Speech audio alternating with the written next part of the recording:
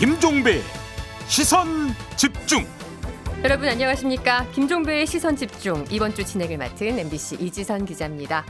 국제 상황을 짚는 GB타임스. 먼저 1부에서는 산업혁명의 문을 연 영국이 마지막 석탄 발전소의 가동을 중단하면서 석탄 시대의 종료를 알렸습니다. 관련 내용 살펴보고요. 2부에서는 이스라엘과 이란의 충돌이 격화되면서 그 어느 때보다 미국의 행보가 주목받고 있는데요. 이번 시간에는 미국의 친이스라엘 정책을 통해서 중동 정세와 미 대선에 대해 전망해보겠습니다. 10월 6일 일요일 김종배의 시선집중 광고 듣고 시작합니다.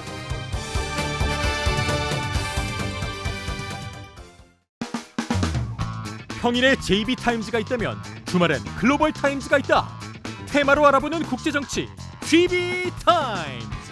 네, 국제 상황을 짚는 GB타임즈 함께할 분들 소개하겠습니다. 다큐앤드뉴스 코리아의 김영미 대표, 서울신문 송현서 기자, 이용준 뉴스캐스터 모셨습니다. 안녕하세요. 안녕하세요. 아니, 영국이 마지막 석탄 발전소를 중단했다고요? 석탄 시대의 종료를 알린 겁니까? 그렇게 네. 봐도 되는 겁니까? 네, 맞습니다. 1967년 개소에서 영국에서 가장 마지막까지 운영되던 석탄 화력 발전소인 잉글랜드 노팅엄셔의 렛클리프 온 소어 발전소가 지난 30일 가동을 중단했습니다. 이로써 1차 산업혁명이 태동한 영국에서 석탄의 시대가 공식적으로 종료된 것인데요. 네. 미국 발명가 토머스 에디슨의 에디슨 전등회사가 런던에서 세계 첫 석탄 발전소인 홀본 바이아독트 발전소를 가동한 시점이 1882년인데 네. 이때로부터 약 142년 만에 영국에서 모든 석탄 발전소의 전원이 꺼진 겁니다.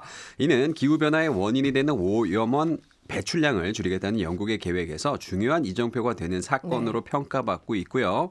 이로써 영국은 주요 7개국 G7 중 석탄 발전을 중단한 첫 번째 국가가 됐습니다. 네, 박수를 보낼 만한 것 같아요. 네. 근데 세계 첫 석탄 발전소를 가동하면서 이 산업혁명의 문을 열었던 상징적인 영국인데 이 석탄 발전을 완전히 중단을 했다. 어떻게 이런 변화를, 이런 정말 의미 있는 변화를 이끌어낼 수 있었을까요? 김영미 대표님. 일단 석탄 발전소 전면 폐쇄가 영국 정부의 탄소 중립 계획에 따른 건데요. 네. 이게 이제 2030년까지 발전 부분 탄소화, 그다음에 2050년까지는 국가 경제 탄소 중립 이런 세부 목표를 갖고 있는데 이게 영향을 미치게 된 게 이제 파리 협정이죠. 네. 파리 협정을 통해서 진짜 그때 저도 깜짝 놀랐는데 195개국이 다 만장일치로 그러게요. 이게 통과가 됐었어요. 그래서 아니 21세기에 만장일치로 이게 되는 것도 있구나. 전 처음 봤고 또 그 뒤는 또 없더라고요. 근데 하여튼 2024년에는 정말 저희가 석탄 안 쓰고 있을 줄 알았어요. 맞아요. 그래 하여튼 이렇게 만장일치 해가지고 그게 아니라 영향을 미쳤다고 생각이 들고 그래서 이제 탈석탄 과정이 이제 시장에서 값싼 에너지원 대표 주자였던 이 석탄 발전의 가격 경쟁력이 이제는 더 이상 유효하지 않다. 네. 이제 석탄은 더 이상 우리의 에너지가 아니다. 그렇게 됐던 부분인 거죠. 그래서 이제 최초로 이렇게 그 영국이 석탄을 더 이상 쓰지 않겠다라고 말한 거는 이제 다른 유럽 국가들도 이제 곧 안 쓸 거다라는 네. 거하고 지금 말이 비슷한 거예요. 그리고 앞으로는 이제 뭐 우리나라도 이 영향을 미칠 거라고 생각하는데 저는 좀 회의적인 게 여전히 못 사는 나라들은 다 석탄이 없으면 안 되는 나라들이 그러니까요. 너무 많고 네, 석탄의 가격 경쟁력이 더 이상은 없다고 하지만 여전히 사실 우리나라도 완전히 없애지 못했잖아요. 그렇죠. 우리도 연탄 써요 아직도. 네, 지금 2024년에 영국이 최초라는 게 이게 참 속상한 일 아닙니까?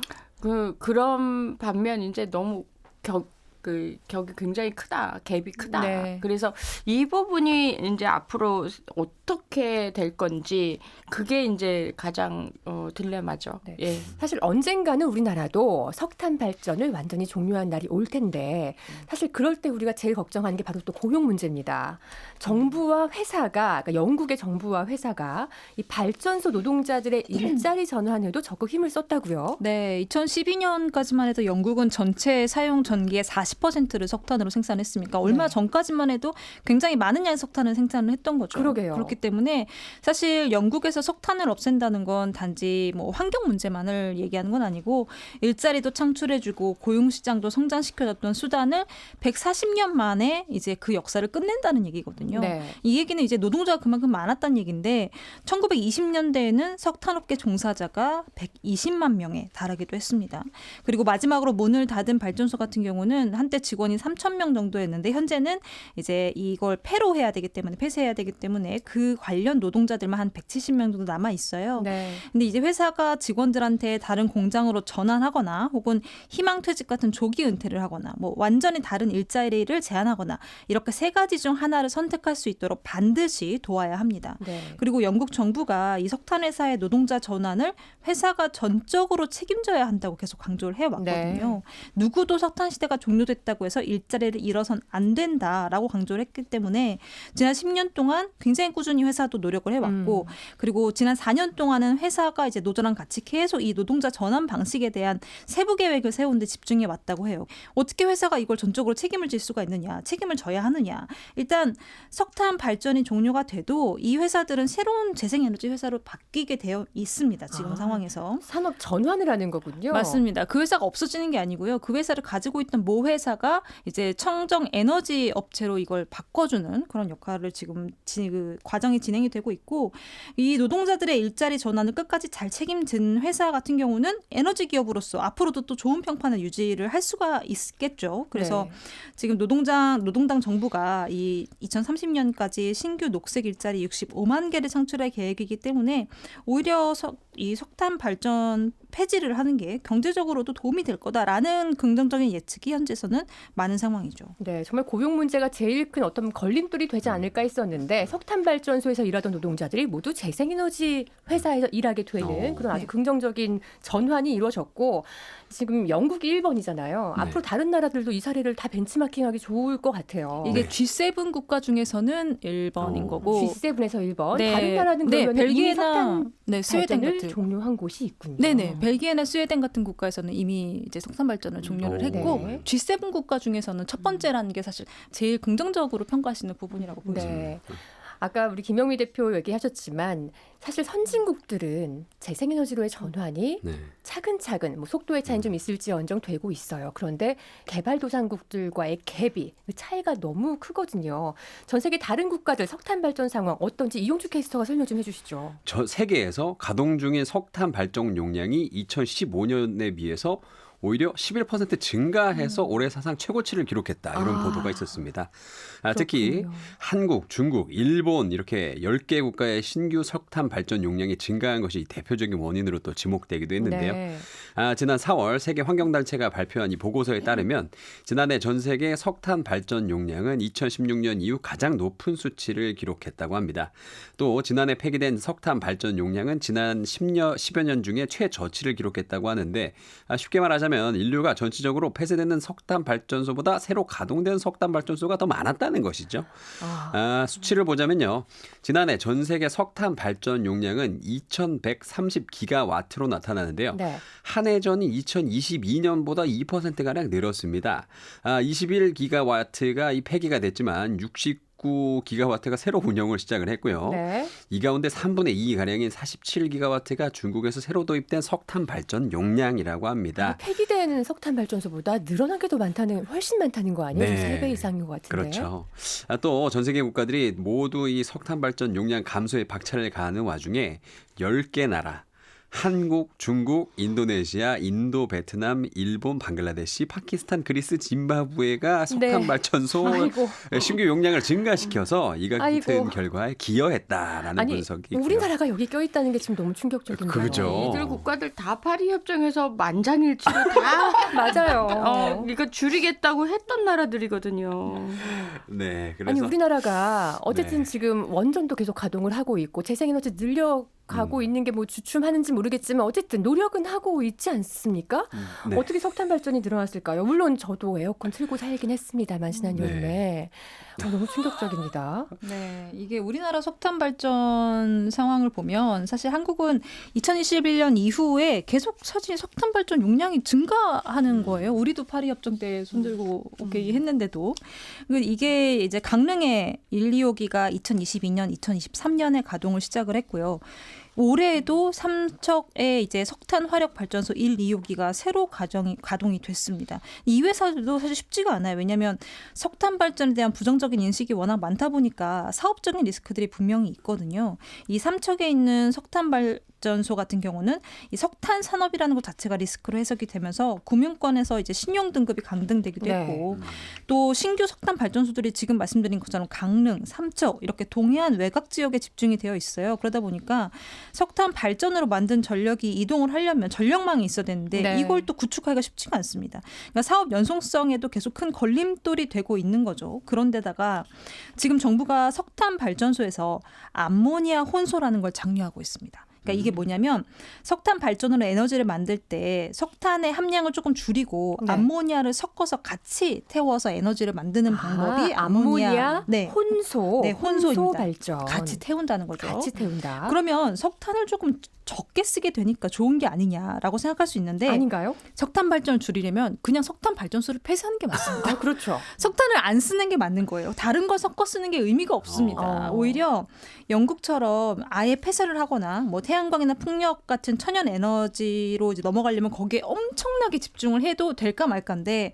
암모니아를 섞는 방법은 오히려 석탄 발전소의 수명을 연장시킬 수 있다. 이런 지적들이 있고 이렇게 되면 우리나라는 이제 석탄에 대한 의존도가 계속 조금씩 연장이 되는 거죠. 그래서 기후 위기를 해결하는데 이런 뭐 암모니아 혼소 같은 건 전혀 도움이 안 된다. 이런 지적들이 네. 많습니다. 아니 안 그래도 이 삼척 블루타워, 이 삼척의 새로운 이 석탄 화력 발전소 이거 정말 논란이 많았어요. 네. 이게 뭐 환경 단체뿐만 아니라 정치권뿐만 아니라 시민사회에서 정말 말이 많았던 게 석탄 발전을 추가로 새로 하는 거는 우리의 기조에도 전 세계 글로벌 기조도 받지 않은 데다가 말씀하신 것처럼 송전탑을 세워야 합니다. 그렇죠. 송전탑이 없으면 이 전력만 공장을 있어야 되니까. 세워서 석탄 발전을 해도 그 생산한 전기를 어떻게 할 수가 없어요. 그러면 생산을 안 하고 내버려둔다? 그 비용은 또 얼마입니까?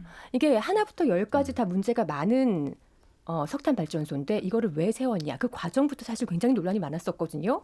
요거는 계속 뭐 주목을 좀 해봐야 될 문제일 것 같아요. 앞으로 네. 어떻게 될지. 근데 1인당 가구 전력 소비량이 계속 늘고 있잖아요. 우리 지금 그건 가슴에 그렇습니다. 손을 얹고 봤을 때 우리 집에 가전제품이 늘면 늘었지 줄인 적이 없기 때문에 저는 줄였어요. 가전제품은 네. 줄였어요. 하지만 그러니까- 에어컨 사용이 늘었습니다. 그러니까 뭐가 됐던 전기를 많이 쓰는 거예요. 네. 지금 네. 이거는 장사가 없어요. 뭘 암모니아 아니라 알모니아보다 더한 걸 섞고 뭐 난리를 쳐도 네. 진짜 전기 이 소비량이 느는 데는 도저히 뭐 어떻게 방법이 없다고 봐요. 무슨 좋은 정책이나 뭐 만장일치 아니라 더한 걸 해도 네. 방법이 없는 거죠. 그래서 제가 이제 예를 들어 아프리카나 이런 나라를 가게 되면 정말 전기를 조금 쓰니까 이 전선이 되게 이렇게 전력이 조금 이렇게 수송하게 돼 있나 봐요. 드라이기만 써도 온 동네 불이 다 나가는 아, 거예요. 그래요? 예, 그래서 이 동네는 전기 제품 별로 안 쓰니까 그렇게 전력을 아니, 많이 소비하지 우리 않으니까. 김영미 PD님 때문에 동네 전체가 난리가 예, 났었겠네요. 제가 드라이기를 하나 썼는데 이게 드라이기만큼 화력을 못 당기는 거예요, 전기가. 우리로 치면은 두꺼비 집이 내려가는 거죠. 그렇죠. 맞아요. 네. 그래서 그러다 보니까 내가 그냥 아무렇지도 않게 한국에서 이게 드라이기를 막 썼는데 네. 이게 이 사람들한테는 엄청난 전기 먹는 하마였구나. 네. 그렇게 느끼거든요. 그래서 그런 나라들이 더 많은 가운데 이제 물론 이제 그런 나라들도 갈 때마다 이렇게 전기 제품이 늘어요. 심지어는 그런 나라조차도 옛날에 갔을 땐 냉장고 없었는데 지금 이제 냉장고들은 다 갖추고 뭐 그러니까 여기도 마찬가지로 그러다 보니까 전력 소비가 많아지는 거예요. 전체적으로. 네. 그래서 저는 좀 걱정되는 게 이 석탄 발전소를 문을 닫더라도 네. 또 뭔가 전력을 만들어내지 않으면 네. 영국도 거기도 마찬가지거든요. 네. 다 전기 제품들이 많을 거잖아요. 네. 이게 감당이 안 될 거다. 심지어 지금 자동차도 전기 자동차로 어. 전환을 하고 있는 상황인데 사실 전기 자동차도 진짜 친환경 자동차가 아니라고 하잖아요. 왜냐하면 전기 생산하는데 너무 많은 환경 맞아요. 파괴가 일어나니까. 그러니까 우리나라도 화력 발전도 많이 하고 있고 또 이게 석탄을 통해서 이게 이 동해안에 있는 것도 되게 약간 좀 입지 선정도 참 애매하게 한 거죠. 그 우리가 이제 바람이 서쪽에서 동쪽으로 많이 이렇게 넘어오는 그런 거를 의식해서 거기다 했나 뭐 이런 생각도 들고 또 이제 중요한 게 이제 이게 부동산에 또 영향을 미치기 때문에 삼척 지역에 네. 주민들에게 어떤 이게 환영도 못 받는 그런 거란 말이죠. 그래서 앞으로 이게 2050년에 우리나라 정부도 이제 탈석탄 해야 되는데 그때는 뭐 암모니아 섞어도 안 되는 거잖아요. 네, 그렇죠. 이거 만장일치 했는데 그럼요. 왜 새로 만들지? 있는 거를 없애도 지금 모자랄 판국인데 그래서 그런 면에서 우리 정부 탈석탄 정책이 아직까지 이렇게 심각하게 고려되진 않는구나라고 느끼는 증거 중에 하나죠. 네. 사실 우리 정부가 2050년에 탈석탄 성공하겠다, 달성하겠다 공식적으로 선언을 한 바가 있습니다. 또 국제사회 요구 점점 강해지고 있는데 김용민 대표님, 우리 정부 탈석탄 정책 조금 전에 말씀도 하셨지만 좀 더 연장선상에서 이거 진단을 한다면 이거 우리 이룰 수 있습니까? 근데 일단 뭐 만장일치는 했지만 여전히 구체적인 어떤 탈석탄 계획은 아직 논의가 안 되고 있는 상황이거든요. 그러니까 큰 뜻에 동의를 한다 하더라도 구체적으로 실행 방향이나 정책이 제대로 나와야 이제 그때부터 순서를 밟는 건데 네. 그 첫 단계부터가 안 되고 있는 상황이잖아요. 그러다 보니까 이제 2030년에 석탄 발전소가 우리가 이제 41기를 가동할 계획이래요. 그러면 이게 조금 줄어든다 하더라도 전혀 지금 한국의 탈석탄 정책은 파리 협정에 그러니까 좀 뭔가 이렇게 적극적이지는 않다라고 보여지는 거죠. 그래서 앞으로 이제 이게 구체적으로 안 된다고 하면 우리도 나름 선진국인데 그러니까 한국에서 하는 이런 모양새들이 이 동남아시아 쪽에서도 많은 영향을 미칠 것 같거든요. 네. 그래서 이런 부분에서 구체적인 논의들이 빨리 진행이 되는데 2030년 금방 와요. 그러니까요. 아니 지금 전 세계 글로벌 기업들이 알리100이라고 해서 재생에너지로 만들어낸 전기로 생산한 제품만 우리가 수입을 하고 거래를 하겠다라고 하고 거기에 우리 글로벌 기업들 삼성이나 SK도 가입을 했고 그래서 재생에너지를 생산을 늘려나가는 것이 너무너무 중요한 시점인데 알리100 얘기를 하면서 그러니까 재생에너지의 확대 얘기를 하면서 아직도 가장 1차원적인 원료인 석탄 화력을 지금도 우리가 끊지 못하고 있다는 게 굉장히 아이러니한 거 아닙니까? 그러니까 저는 사실 지금 저희가요. 지금 여기서 커피를 다 한 잔씩 하고 있는데 지금 종이 빨대 쓰고 있잖아요. 네. 근데 이게 석탄 발전소 하나 지으면 우리가 종이 빨대 앞으로 몇 개 더 써야 되는 거예요? 그런 거 생각하면 진짜 아찔합니다. 우리들한테는 뭐 재생 뭐 하라 그러면서 이거 자기들은 석탄 발전소 짓고 있고 그리고 또 파리 가가지고 사인은 또 열심히 했어요. 그리고 나서 뒤에 와서는 또 석탄 발전소 짓고 있고 이거 너무 위선적인 거 아닙니까? 그러니까 아까 말씀드린 것처럼 다이어트를 하려면 사실 안 먹어야 돼. 안 먹어야 돼요. 네. 보지 맞아요. 말아야 됩니다. 그게 애초에 정답이죠. 그냥 조금 먹는 뭐 이런 거보다는 그냥 담배랑 다 똑같은 거죠. 아예 그냥 탁 끊어야지 이걸 뭐 줄인다 이게 의미가 사실 없는 건데 지금 석탄 발전이 저는 딱 그 단계에 와 있다고 보여지거든요. 그래서 이게 뭐 특히 한국, 중국 이런 나라들은 아직 멀었다. 네. 지금 상황에서 아직 멀었다. 네. 그리고 아니 아까 이용주 중국도 캐스터가 계속 늘어요. 아, 그렇죠. 계속 늘고 있죠. 이용주 캐스터가 그 석탄 발전이 오히려 는 나라를 읊는데 나열하는데 네. 호흡이 딸려서 언급을 못할 정도로 많았잖아요. 아 정말 어떻게 해요? 맞아 김영미 PD님 네. 아까 드라이기 얘기하셨는데요. 네. 우리가 지금 이렇게 막 없애야 된다, 그만해야 된다, 중단해야 된다 얘기를 하지만 개발도상국들은요 석탄 발전을 중단하면 그 다음에 사실 더 큰 어려움이 닥칠 수 있는 그런 딜레마에 닥쳐 있지 않습니까? 그렇죠. 아무래도 가구당 소득이 적다 보니까 값싼 소재로 쓸 수밖에 없는 거죠. 그래서 아프가니스탄 이런 데 가면요. 앞에 안 보여요. 하도 나무들을 떼가지고 나무가 없어요. 사람들이 다 갖다 떼는 바람에.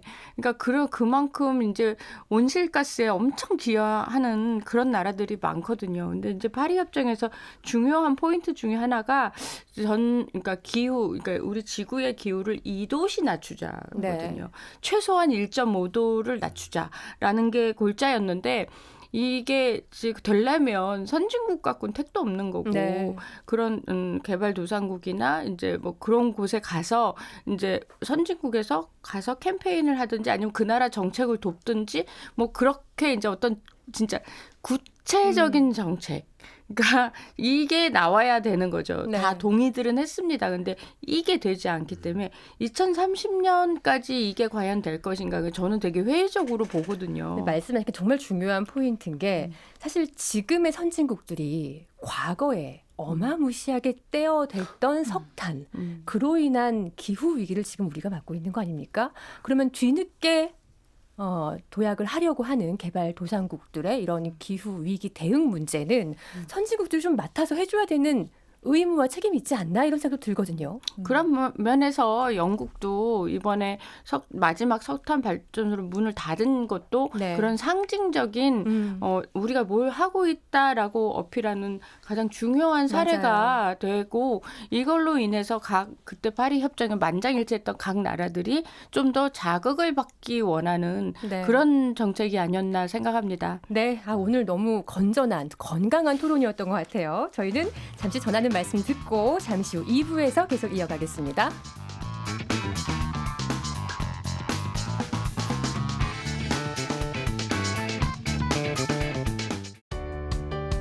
때로는 날카롭게, 때로는 삐딱하게, 그러나 매 순간 섬세하게 시선이 필요한 우리 사회 곳곳을 살펴봅니다. 김종배의 시선집중. 네, 김영미 대표, 송현석 기자, 이용주 뉴스캐스터와 함께하고 있습니다. 이스라엘과 이란의 충돌이 격화되면서 미국이 중동에서 어떤 움직임을 보일지 또 반대로 중동 정세가 미국 대선에 어떤 영향을 미칠지 주목받고 있는데요. 자, 그런데 이번 사태가 왜 이토록 미국에 중요한 의미를 갖는 걸까요? 오늘은 그 배경이 되는 미국과 이스라엘의 특수한 관계에 대해 알아보겠습니다. 먼저 이용주 캐스터. 네, 미국은 오래전부터 친이스라엘 기조를 이어왔습니다. 네. 그리고 이런 미국과 이스라엘의 공조는 최근 이어지고 있는 국제사회의 갖은 비판에도 여전히 강력하게 이어지고 있는데요. 네. 여론조사기관 갤럽이 지난 2월 미국인 1,016명을 대상으로 국가 호감도 조사를 한 바에 따르면 이스라엘에 대한 호감도는 58%로 호감 국가 10위에 자리했습니다. 네. 참고로 이 조사에서 이스라엘보다 우리 대한민국이 호감도가 더 높았습니다. 어. 자, 아무튼 이 미국과 이스라엘의 관계는 이스라엘의 탄생부터 시작이 되는데요. 그 이유는 미국이 이스라엘을 신생국가로 인정한 최초의 국가였기 때문입니다.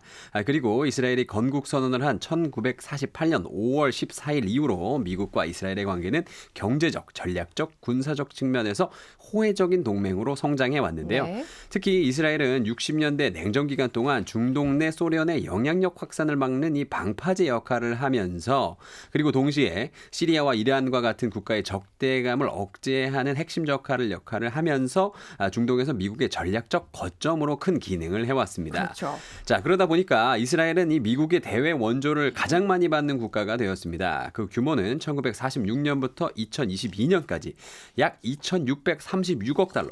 우리 돈 약 350조에 달한다고 하는데요. 미국은 경제적 지원 외에도 다양한 군사 기술을 공유하고요. 이스라엘의 불리한 결의안에 유엔에서 수십 차례 거부권을 행사하는 등 이 군사적, 정치적 지원을 다 해주고 있습니다. 맞아요. 다만 최근 들어 미국 내에서 반이스라엘 여론이 좀 증가를 하고 있는데요. 지난 4월 갤럽 여론조사에 따르면 미국인 응답자 55%가 이스라엘의 가자지구 군사 행동을 반대를 했고요. 네. 또한 이스라엘에 대한 미국인의 호감도가 젊은 층일수록 낮다라는 이 복수의 여론조사 결과도 나왔습니다. 네. 이스라엘 역시 이번 사태에서 공격 일정을 공유하지 않고 미국을 사실상 패싱하면서 이 두 국가 간의 관계가 좀 흔들리는 거 아닌가 이런 이 국제사회의 관심이 집중되고 있습니다. 네, 사실 이스라엘과 팔레스타인 가자지구 사이의 그 전쟁에서 그러니까 미국이 계속해서 유엔의 어떤 휴전이라든가 전쟁 잠정 중단이라든가 이런 결의안을 계속 미국이 거부했었단 말이에요. 그런데 최근 들어서 어떤 변화가 보이고 있긴 합니다. 오히려 미국은 좀 자제를 시키는데 이스라엘이 미국을 패싱하는 모습도 보이기도 하고요. 자, 그런데 미국에서 유대인 집단이 강력한 힘을 행사하고 있지 않습니까? 굉장히 오랜 역사에 걸쳐서 이러한 영향도 지금 미국과 이스라엘의 이 전쟁을 둘러싼 어떤 관계에서도 영향을 미치고 있을까요? 네, 그 미국 내 유태인이 현재 650만 정도 전체의 2% 수준이라고 하지만 이분들이 굉장히 중요한 데 다 계시는 거예요. 기업으로 치면 뭐 페이스북, 구글, 제너럴 일렉트릭, 기타 등등 뭐 평균 상원 의원 한 10명, 하원 의원 한 30명 이 정도 유택의 의원들까지 이제 배출된 상황이라 네. 정계에도 많이 막강하게 유태인들이 영향력을 미치고 있고요. 제일 중요한 게 저도 이게 언제나 좀 불만이었지만 세계 4대 통신사 뭐 AP, AFP, 로이터, UPI 이런 그 또 뉴욕 타임스, 월스트리트 저널 이런 방송사 NBC, ABC, CBS 모두 유태인들이 세웠거나 유태인의 자본이 들어와 있는 그런 언론사들인 거죠. 야, 정계에 재계에 언론계까지. 이러면 끝난 거잖아요. 네. 어떤 어느 나라 여론과 뭐 이거 조성하게 이러면 끝난 거 아닙니까? 그러다 보니까 이제 미국이 항상 그 중심에서 유대인들의 어떤 사안이나 이런 거에 미국에 있는 유대인들이 가만히 있지 않고 영향력을 과시하려고 드는 거죠. 네. 그래서 뭔가 이제 이스라엘과 뭐 중동이 이렇게 뭔가 일이 생기면 늘 미국 언론은 이스라엘 편을 드는 거죠. 네. 이게 보통 보면 그러니까 가해자와 피해자가 구분이 돼야 되는데 항상 이스라엘을 피해자 구도로 놓고 기사가 작성이 된다든가 네. 그다음에 팔레스타인 쪽에를 이제 뭐 테러라든지 범죄 집단과 연상시키는 그런 이미지화 한다든지 이런 것도 이제 미국에서 직간접적으로 이루어지다 보니까 미국 내에서 우리는 이제 이스라엘 쪽과 많이 심층적으로 가깝다라고 이제 여겨지는 거죠. 근데 이 미국에 있는 유대인 안에서도 우파와 그러니까 좌파 이게 나뉘어요 또. 네. 그리고 세대 간에 또 이게 나뉘어요. 요즘은 이제 3세대, 4세대가 나오니까 이들은 그냥 완전 미국인화되고 우리가 이스라엘이 팔레스타인을 괴롭히는 것 같은데 왜 우린 계속 이스라엘 편을 들어야 돼? 라고 생각하는 사람도 많고 작년에 이제 하마스와 이스라엘 전쟁이 났을 때 각 그 대학도 혹은 지역에 뭐 이제 반전 시위를 주도한 사람들도 이제 그런 리버럴 성향의 유태인들이 많았다라고 알려져 있거든요. 그래서 이런 걸로 봤을 땐 좀 세대가 조금씩 변하기는 했지만 그러나 역시 아까 정계와 뭐 재계와 언론계와 여기에 언론과 막강한 유대인 인력들이 배치되어 있다라는 게 지금 이번 이스라엘과 그 레바논의 전쟁 안에서도 영향력을 발휘하는 거 아닌가라고 생각합니다. 네, 그래서 김용민 PD가 접했던 미국의 젊은 세대 유태인 출신 젊은이들의 변화가 실제 이용주 캐스터가 전해준 이 데이터에 나와 있어요. 왜? 네, 그래서 좀 의미 있는 변화라고 보여지는데요. 그런데 이 유대인 집단이 어떤 특정 조직을 앞세워서 막강한 로비력을 행사하기도 한다고요, 송윤서 기자. 네, 이게 아주 본질적으로 미국은 왜 중동의 깡패라고 부르는 이스라엘한테 이렇게 막대한 지원을 해줘야 되는지에 대해서 사실 국제관계에서 보면은 답을 찾을 수가 없어요.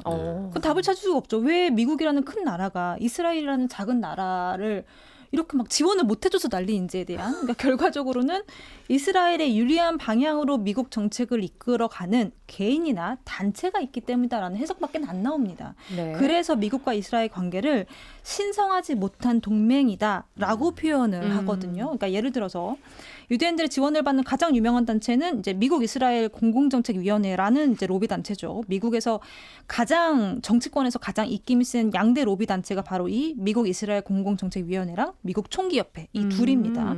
근데 영향력이 어느 정도냐면 이 위원회가 매년 5월에 워싱턴에서 이 연례 총회를 열어요. 네. 매번 대통령에 가서 개막 연설을 해줍니다. 당연히 여야 거물급 정치가들도 이제 집합을 하고요. 그리고 대통령 출마 선언하면 뭐 공화당이든 민주당이든 상관없이 양쪽 후보들이 다 이 총회에 들러서 또 연설을 해줍니다. 와. 그 엄청난 자금력을 이용해서 또 이스라엘의 비판적인 정치인들이 분명히 있는데 네. 이 사람들에 대한 낙선 운동을 벌이기도 하고요. 상대 후보로 지원하는 식으로 이제 또 영향력을 행사하기도 해서 이 단체에 눈밖에 나면 정치 생명이 위태롭다라는 말까지 있어요. 그만큼 미국 정치권의 비선실세 같은 그런 존재인데 회원이 한 10만 명 정도 되거든요. 네. 근데 아까 김영민 PD님이 말씀하셨던 어떤 미국 정치권 내에서 유대인들의 그런 지위의 변화라든지 이런 변화들이 오면서 이 단체에도 올해 초에 위기가 있었어요. 위기가 있었습니까? 네. 이렇게 막강한 단체인데. 네네. 지난해 10월에 그 이스라엘 하마스가 전쟁을 시작한 이후로 이 단체가 네타냐후 총리를 비판하는 이 진보 성향의 친 이스라엘 단체를 공개적으로 공격을 한 적이 있거든요. 네. 근데 이상하잖아요. 친 이스라엘 단체인데 네타냐후 총리한테 쓴소리를 했다고 이거를 막 뭐라고 하는 거는 너무 이상. 어쨌든 같은 친 이스라엘 단체인데, 그러니까 미국의 마쿠 세력이 결국 이스라엘이라는 나라가 아니라 총리 한 개인에게 기울어져 있다는 겁니다. 지금 이제 이 정말 가장 입김이 센 로비 단체가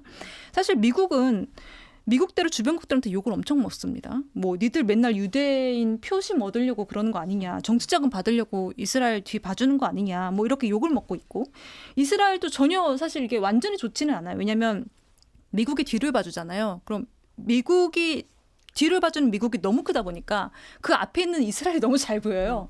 이스라엘이 뭔가 나쁜 짓을 하는 것들이 더 부각될 수 있다는 겁니다. 숨어서 할 수 있는 게 다 보여요. 그렇다 보니까 뭔가 조금 더 이 유연한 외교가 필요한 거고, 사실 저는 개인적으로 이제 기사를 작성하면서 국내에 많이 보도가 되진 않았는데 올해 초에 캘리포니아주 오렌지 카운티에 하원 의원 예비 선거가 있었습니다. 이게 이제 이 선거는 정식 선거는 이번에 대선 때 같이 치러질 건데, 그때 나온 후보 중에 한 사람이 민주당 소속의 한국계 상원 의원이었어요. 네. 데이브 민이라는 정치인이었는데, 이 데이브 민이라는 정치인이 이 아까 말씀드린 미국 이스라엘 공공정책위원회에게 굉장히 찍힌 인물이었습니다.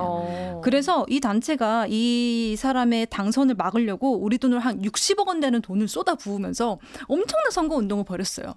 근데 결과는 반전. 네. 이 사람이 당선이 됐습니다. 됐네요. 네, 이 사람이 됐어요. 그러니까는 이게 사실 양당에 오랫동안 영향력을 행사를 해왔던 친 이스라엘 로비 세력이 이번에 전쟁이나 이런 중동 분쟁을 계기로 네. 미국 내 입지가 달라질 수도 있다. 아까 PD님이 말씀하셨던 그런 부분이랑 정말 똑같은 사례로 평가가 됩니다.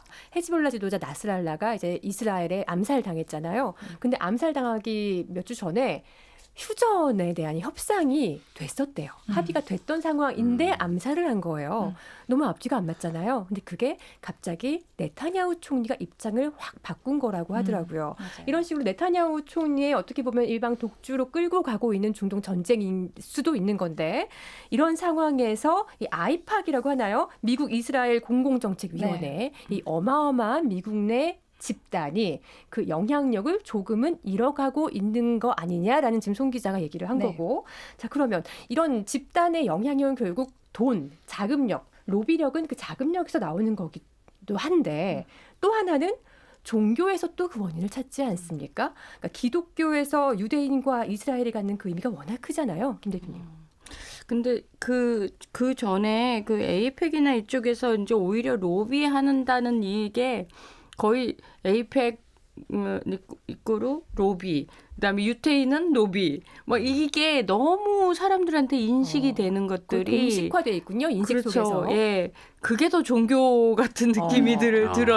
저는 그리고 이번에 이제 미국이 이스라엘 지상전에 이렇게 힘을 보태고 막 이러는 모습들이 사실은 이스라엘 네타냐후에게 약간 물린 거 아닌가라는 네. 생각이 드는 거죠. 그러니까 네타냐후는 이렇게 보면 약간 연예인에 가까운 행보를 계속 하고 계셔서 연예인은 연예인인데 이제 곧 깜빵에 갈 수 있는 연예인. 정치 셀럽이에요. 네, 약간 그런 식의. 그래서 아마 그 지상전이나 이런 모든 결정이나 나스랄라 암살이나 이런 거에 있어서 본인이 좀 신문이나 이런 방송에 좀 더 영웅적인 키워드로 나가기를 바라지 않고서야 이런 결정을 할 수가 없다. 왜냐하면 정책적으로나 외교적으로나 모든 것들이 꽝인 이 행동을 왜 할까라고 할 때 네타냐후 총리가 정말 연예인으로서 지금 연예인병 걸렸구나라고 하면 다 이해가 가요. 그래서 미국이 네타냐후 연예인병에 지금 끌려갈 수밖에 하필이면 또 선거 네, 앞두고 그렇죠. 네. 온갖 협박을 다 했을 거 아니에요. 네. 이 에이펙도 그렇고. 그래서 이게 사실 종교보다 더 센 거라고 저는 생각을 하고 사실 유태인하면 이렇게 머리에 이거 쓴 네.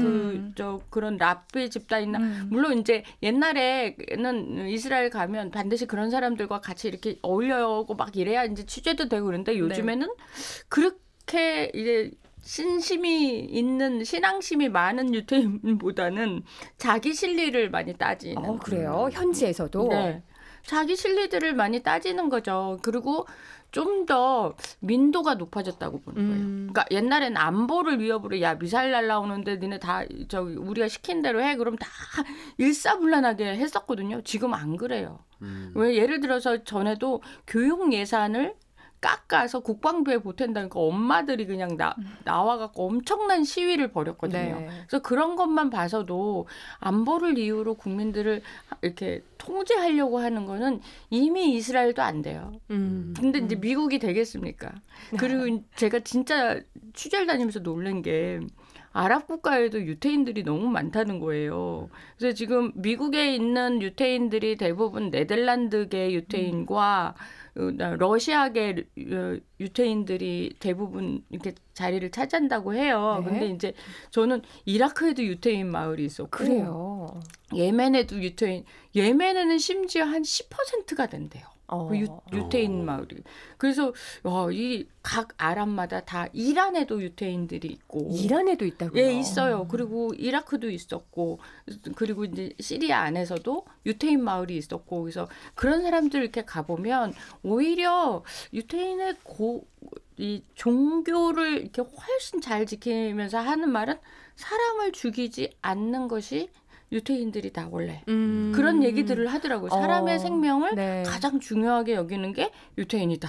그래서 저는 성경에 나와 있으니까요. 네, 그렇죠. 그래서 살인을 하지 말라. 성경을 조금 더 원론적으로 해석해도 이렇게 사람을 많이 죽이고 전쟁을 많이 일으키고 이런 거에 대해서 굉장히 거부 반응을 많이 느낀다라고 느껴졌는데 미국에 이제 있는 유태인들은 꼭 이스라엘 민족은 반드시 어디로 가야 되는 거죠. 성경에도 보면 탈애굽 그러면서 뭐 젖과 꿀이 흐르는 그 땅을 이제 가나안 땅을 가야 된다 뭐 이렇게 생각을 하면서 이제 벨포어 선언이 되면서 이스라엘이 건국이 됐잖아요. 그러니까요. 결국 그 꿈을 이뤘잖아요. 팔레스타인 땅에. 네, 그래서 여기로 다 또 가야 된다고 생각하고 그 땅 적어요. 그렇게 넓지가 않아요. 그렇죠. 지도에 보면 조그맣죠. 젖과 꿀이 흐르는지 어떤지 모르겠는데 거기에 미국에 지금 아까 650만 이런 사람들이 다 글로 간다고 생각해 보세요. 난리가 나는 거죠.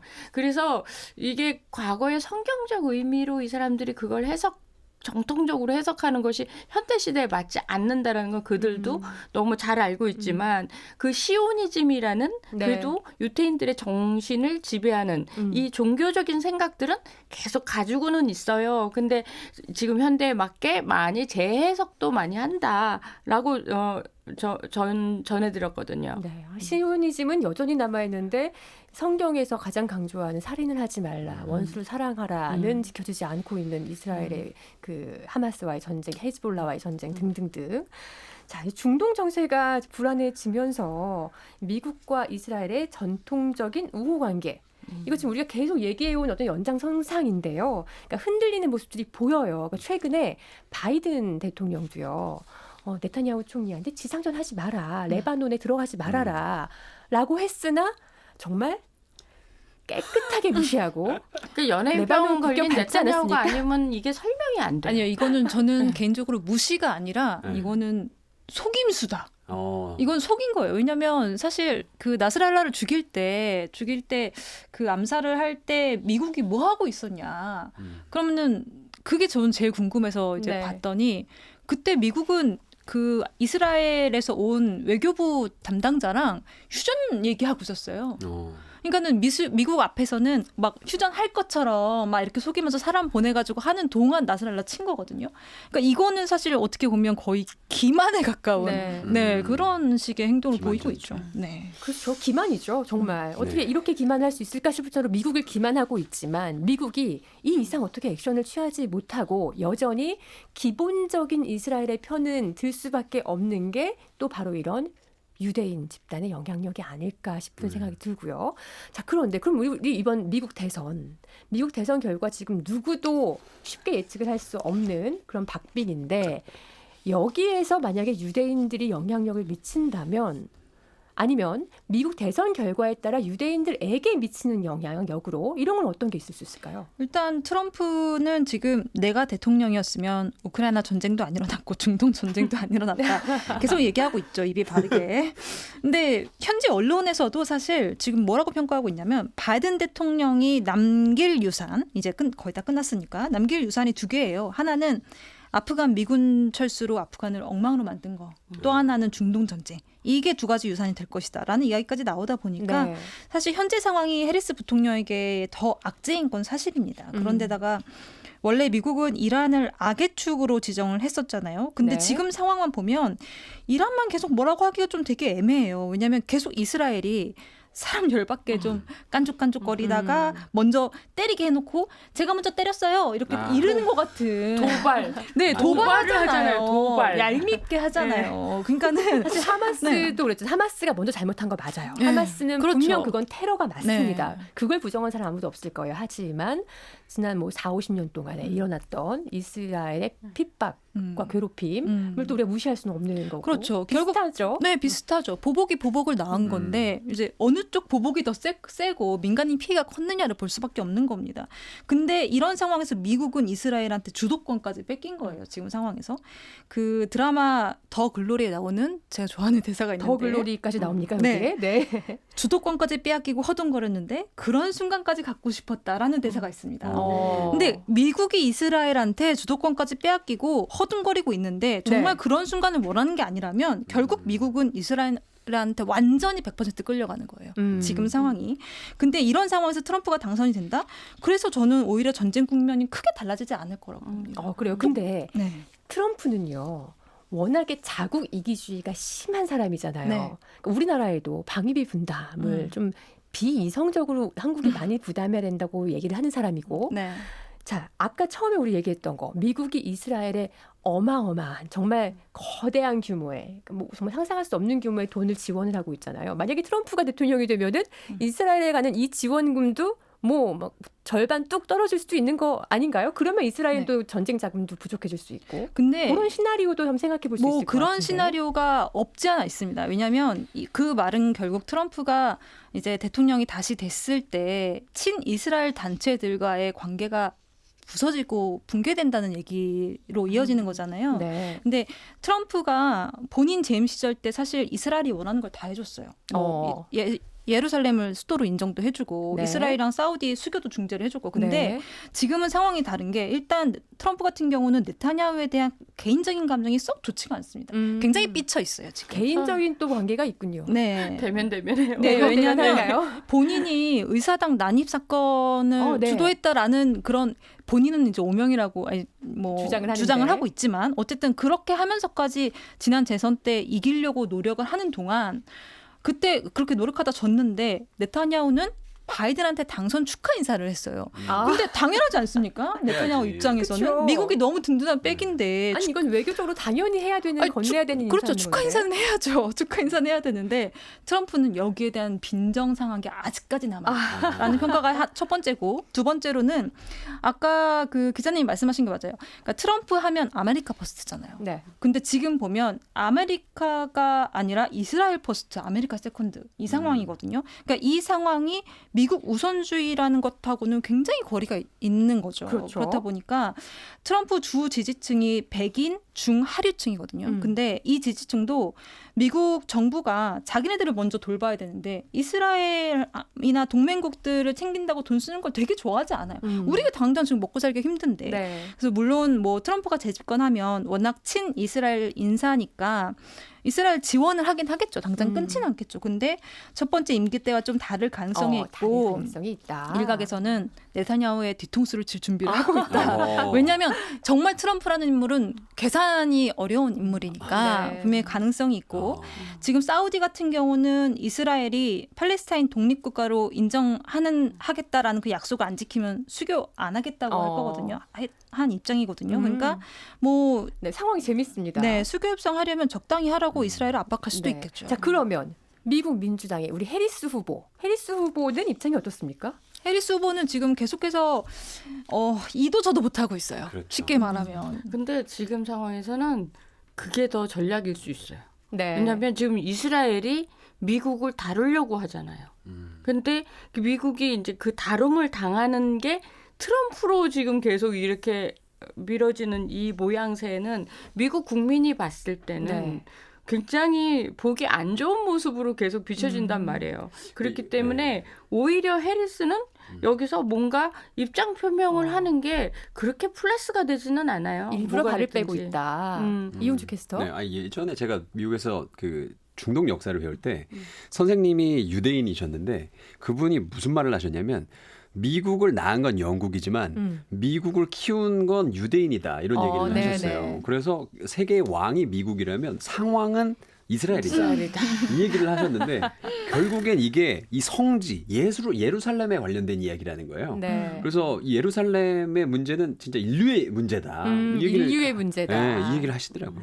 네. 근데 유태인들 대부분이 그런 얘기들을 많이 했어요. 특히 이제 제가 이스라엘 취재를 가면 아주 귀에 닦지 않을 정도로 옆에서 그런 얘기들을 그 이스라엘 민족이 얼마나 불쌍했고 얼마나 네. 막 이런 막 저는 가만히 있는데 계속 울면서 얘기하고 근데 지금은요 그때하고는 좀 다르다는 생각을 그렇죠. 하는 거죠. 그래서 네. 좀 더 평화와 그다음에 서로 이제 공존할 수 있는 키워드로 정책을 결정해야 되지 자꾸 이렇게 연예인병으로 결정했다가는 정말 위험해질 수도 네, 있다. 중동 지구가. 전쟁 문제, 이스라엘 문제, 유대인 문제는 우리 인류의 문제다. 네. 이렇게 결론을 내리도록 하고 자 김종배의 시선집중 일요일 코너 GB타임즈 지금까지 김영미 대표, 송현석 기자, 이용주 캐스터와 함께했습니다. 고맙습니다. 감사합니다.